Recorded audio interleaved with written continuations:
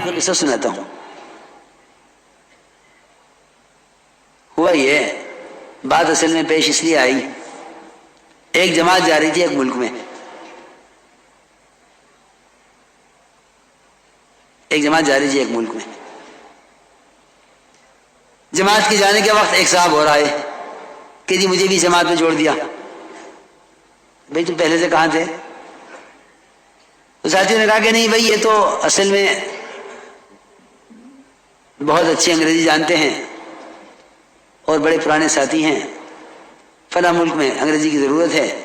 میری بات بہت دھیان سے سننا بھائی. تو یہ اپنے کسی تجارتی کام سے جا رہے ہیں، وہ اپنا تجارتی کام بھی کر لیں گے اور جماعتیں بھی جڑ جائیں گے. میں نے کہا نہیں بھائی، اس میں تو ان کو جوڑنے کا نہیں، یہ اپنا تجارتی کام کریں، جا کے کریں،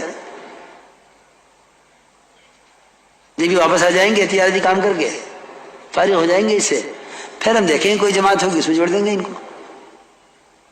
لیکن تجارت اور دعوت دونوں ساتھ چلیں کہ جماعت بھی نکل جاؤں تجارت بھی کر لوں، میں کہ یہ تو نہیں ہونے کا. تو کہنے لگے کہ اس میں کیا حرج ہے؟ میں نے کہا دیکھو بات یہ ہے کہ ہم سیرت پر کبھی غور نہیں کرتے کہ ہمارے کام کا طریقہ مزاج، ہمارے کام کا طریقہ کیا ہے، مزاج کیا ہے. تو میں نے تو ان کو واقعہ سنایا کہ عمر رضی اللہ تعالیٰ عنہ نے اپنے ساتھی سے یہ فرمایا کہ جو شخص اللہ کے راستے میں نکلے، اللہ کے کلمے کو بلند کرنے کے لیے، اللہ کے دین کو پھیلانے کے لیے، اور پھر وہ شخص غیروں کے ہاتھوں قتل کر دیا جاوے تو تم اس کو شہید مت کہو. ساتھیوں میں عرض کیا نہیں، ایک آدمی اللہ کے راستے میں نکلا ہے، ایک آدمی اللہ کے راستے میں نکلا ہے اللہ کے کلمے کو بلند کرنے کے لیے، اللہ کے دین کو پھیلانے کے لیے، پھر وہ شہید کر دیا گیا، اس کی شہادت میں کیا شک ہے؟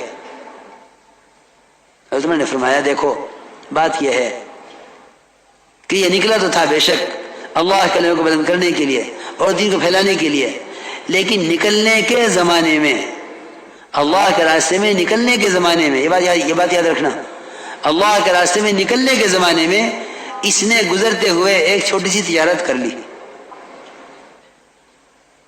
کچھ بیچا، کچھ خریدا، جس سے اس کو کچھ نفع ہو گیا، اور وہ نفع بھی آگے اللہ کے راستے میں خرچ کرے گا. فرمایا کہ یہ آدمی اللہ کے یہاں شہید نہیں کہلائے گا. تم یہ کہو کہ اللہ کے راستے میں قتل ہو گیا ہے، اللہ اس کو اپنے فضل سے جنت میں داخل فرما لے. اس کے لیے دعا کرو کہ اللہ اس کو اپنے فضل سے جنت میں داخل فرما لے. واقعی شہید تو یہ نہیں ہے، کیونکہ تمہیں معلوم نہیں کہ اس نے نکلنے کے زمانے میں ایک چھوٹی سی تجارت کی ہے اور وہ تجارتی مال اس کی سواری پر رکھا ہوا ہے، یہ اللہ کے یہاں شہید نہیں کہلائے گا.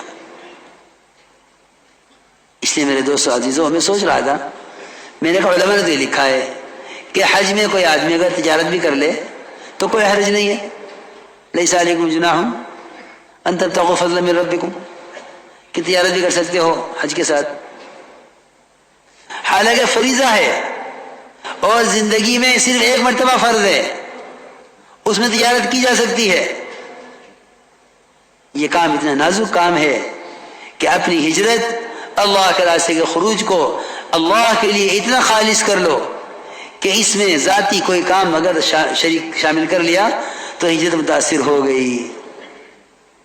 فرمایا حضرت عمر نے کہ یہ آدمی شہید نہیں کہلاوے گا اللہ کے یہاں، اس کو شہادت کا درجہ نہیں ملے گا. کیوں کہ یہ مہاجر نہیں ہے.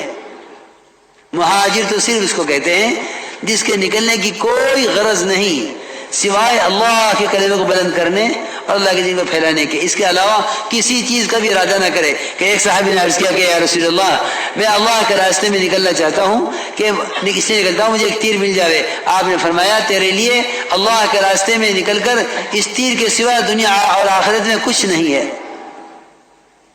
اس تیر کے سوا اور کچھ نہیں ہے۔ اس لیے میرے دوستو بزرگو عزیزو، اسے کہتے ہیں استخلاص، کہ اس راستے میں اللہ کے ہو کر، اللہ کے کام کے ہو کر نکلیں، کیونکہ اپنی اغراض کو خروج کے وقت میں شامل کر لینا یہ ہجرت کے ثواب کو ختم کر دیتا ہے اور شہادت کے درجے سے روک دیتا ہے۔ اس میں حضرت کا واقعہ سنایا ہے۔ اس لیے ہمیں ان نیتوں کے ساتھ اس محنت کو کرنا ہے کہ اپنی نیتوں کو خالص رکھو، نیتوں کو خالص رکھو۔ کیونکہ دیکھو بھائی دوستو، بات یہ ہے کہ کارنامے تو لوگ بڑے بڑے کرتے ہیں، کیونکہ حسن خاتمہ کہ حسن خاتمہ جو ہے وہ صرف حسن عمل پر نہیں ہے بلکہ حسن نیت بھی شرط ہے۔ حسن نیت، حسن عمل، یہ دونوں چیزیں ہوں حسن خاتمہ، تو پھر حسن خاتمہ کی امید کی جا سکتی ہے۔ ورنہ یہ بات نہیں ہے کہ ایک آدمی نے بڑا اچھا کام کیا ہے تو اب اس کے ایسے اچھے عمل کی وجہ سے اس کا خاتمہ جو ہے، اس کا خاتمہ بھی اچھا ہو جائے۔ دیکھو بڑی بات دھیان سے سننا بھائی، بڑے بڑے کارنامے لوگ انجام دیتے ہیں، بڑے بڑے کارنامے انجام دیتے لوگ دنیا میں، زندگی کے یعنی دنیا کے تمام شعبوں میں، حکومت میں، تجارت میں، زراعت میں، دعوت اور تبلیغ میں، جتنے بھی شعبے ہیں لوگ اس میں بڑے بڑے کارنامے انجام دیتے ہیں۔ وہ کیا ہوتے ہیں کہ جی ہم نے فلاں کام، فلاں کی یہ مدد کی ہے، ہم نے فلاں کام میں یہ کارنامہ انجام دیا ہے، لیکن یہ بات یاد رکھنا ہمیشہ کہ حسن خاتمہ حسن نیت پر ہوگا، محض حسن عمل پر نہیں ہوگا۔ اس پر میں آپ کو واقعہ سناتا ہوں۔ صحابہ کرام کا مقابلہ تھا مشرکین کے ساتھ، ایک طرف صحابہ کی فوج، ایک طرف مشرکین۔ صحابہ فرماتے ہیں اچانک ہم نے دیکھا کہ ہمارے درمیان میں ایک آدمی، اور وہ اتنا زبردست حملہ کرتا تھا مشرکین پر کہ ایک ہی حملے میں اس نے 7-8 مشرکین کو قتل کر دیا۔ صحابہ فرماتے ہیں ہم حیران ہو گئے کہ یہ آدمی کون ہے؟ چنانچہ اس آدمی کی وجہ سے، قزمان اس کا نام تھا، قزمان کی وجہ سے صحابہ کو فتح ہو گئی اور مشرکین کو شکست ہو گئی۔ صحابہ حیران تھے۔ پھر یہ جنگ کا میدان صاف ہو گیا، مشرکین چلے گئے، بھاگ گئے۔